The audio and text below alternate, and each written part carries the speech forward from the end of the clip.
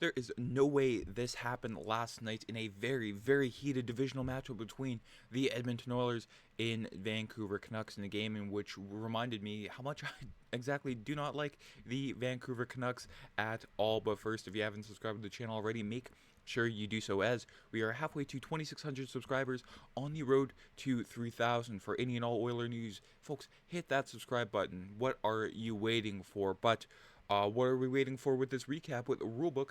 What rulebook? Yes, the Oilers finally capped off their road trip, which seemed to be a very long road trip, even though there was a pit stop against the Los Angeles Kings at Rogers Place on Monday night. But the Oilers ran out of gas by a score of 3-2 against the Vancouver Canucks, and which was another game.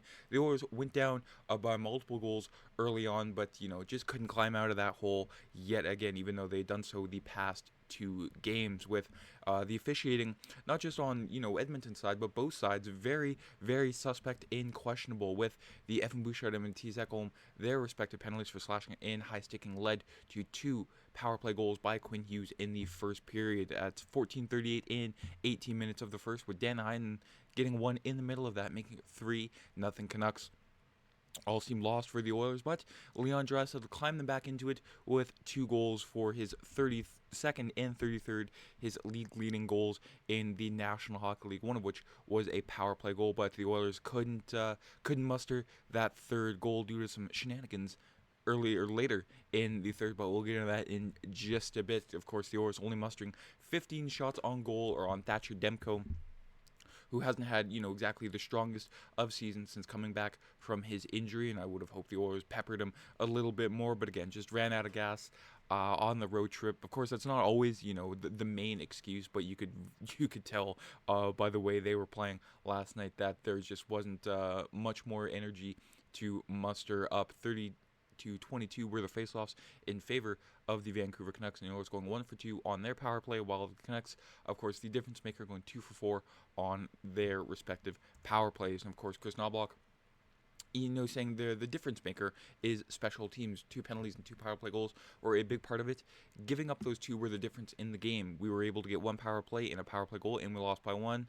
Usually special teams are the difference of a hockey game. Of course, on the analytical side too, the Canucks all over the Oilers. Of course, the Oilers, it's not too often they put up 36 Corsi 4 and a 45% Corsi 4 percentage, but you can tell.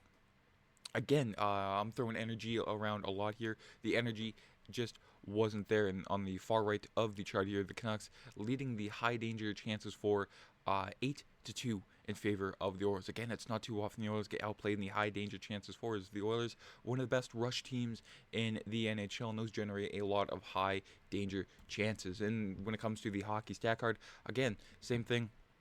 The usual suspects, of course, McDavid, Bouchard, Draisaitl, Hyman. Nuge had himself a decent game, but you can tell the bottom 6.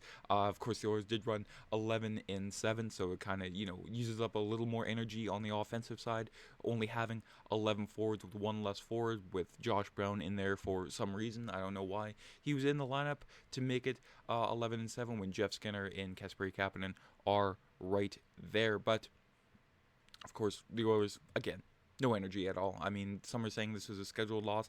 I don't believe in scheduled losses, but this was one that was pretty much a gimme for the Vancouver Canucks. But compared to the rest of the schedule here for the Oilers, of course, big wins against the Boston Bruins, the Los Angeles Kings, which is a huge one in the Pacific Division race, the Minnesota Wild, and the Colorado Avalanche. So in no span of 3 weeks there, only 2 losses. I am happy about that. What I'm not happy about was the McDavid and Garland incident last night in the dying seconds of the third period. Connor Garland holding Connor McDavid's arm, really not allowing Connor McDavid to do his thing. Of course, McDavid throws a little bit of a punch there, and Garland continues to clutch and grab McDavid, and finally McDavid had enough and cross-checks Garland right in the head. Of course, it couldn't have been that bad. Of course, Garland stayed on his feet. I'm not justifying the cross-check at all. I'm just, questioning the officiating last night. Of course, if you did your job, that wouldn't have transpired to be that. Just because it's the last minute of the third period doesn't mean you can throw your whistle away. The NHL rulebook seems to be the only rulebook in which, it's, subjective. It's like, oh, I'll call something here, but not there. compared to the other sports. Of course, the NFL, the NBA, and even Major League Baseball, their rule books are consistent, unless you're Patrick Mahomes and the Kansas City Chiefs. Of course, you get your own rule book, but that's another story. But the NHL officiating, most nights, sure, it's okay, but other nights, it's a complete joke, and that's what happened last night. And even Kris Knoblauch, again, not defending a Connor McDavid, but seeing his point of view, saying there's a rivalry. Connor gets frustrated, he gets his stick up, and he's frustrated because we're down 1 goal, and the best player in the league is getting held for 15 seconds. There's frustration that's allowed to happen, and his stick got up, so that's what happened. You can see there again, the clutch and grab from Garland there, holding on to McDavid. Of course, that's what led to, McDavid being on top of him. But when your arm's being held, there's not really much you can do with Garland applying the figure four leg lock popularized by Ric Flair. Again, it's just clutch and grab. I mean, that was out of the game 20 some odd years ago in the NHL. But when it came to, Wes McCauley and Chris Lee, of course, I'm not really that surprised at it at all. Of course, Macaulay likes to make, a mockery of the game sometimes with his cool announcements. Sure, he does funny announcements over the PA, but the rest of his job, not as stellar there. But of course, yeah, again, if you want to bring it back to the clutch and grab hockey, when hockey was a little bit more boring in that sense, sure, go for it. But then you lose, a good chunk of the viewers when your superstars, again, are allowed to be, held down in the dying seconds of the third instead of doing their thing, scoring and making the game a lot more fun to enjoy. Of course, it sounds like I'm whining. Sure, maybe not, but the McDavid and the Oilers, they kind of deserve better in that regard. And of course, who else deserves better? Evan Bouchard. I don't know why Tyler Myers decided to, cross-check him in the face when Bouchard didn't agitate him at all, and it was away from the whole melee there in front of Thatcher Demko. So hopefully Myers gets a little more, penalty compared to Connor McDavid. Of course, McDavid hit Garland.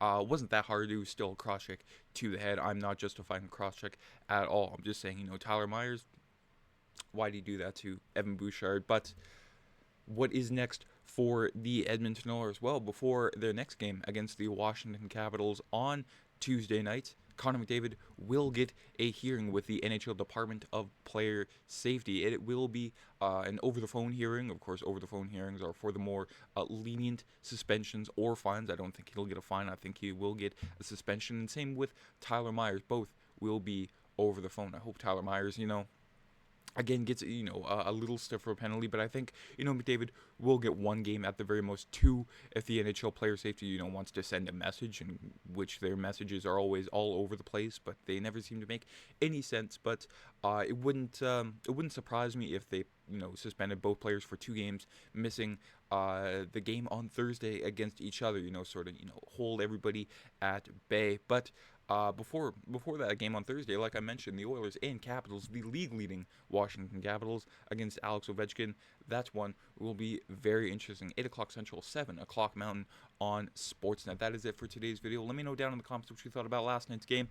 Were you surprised? Were you not? And your whole thoughts on the McDavid and Garland incident. That is it for today's video. Make sure you subscribe here to the channel, and we'll be back early in the week for an Oilers Capitals preview. Take care, everybody. Have yourselves a great Sunday and a great rest, or great start to the week, I should say. Take care. I'm Matt.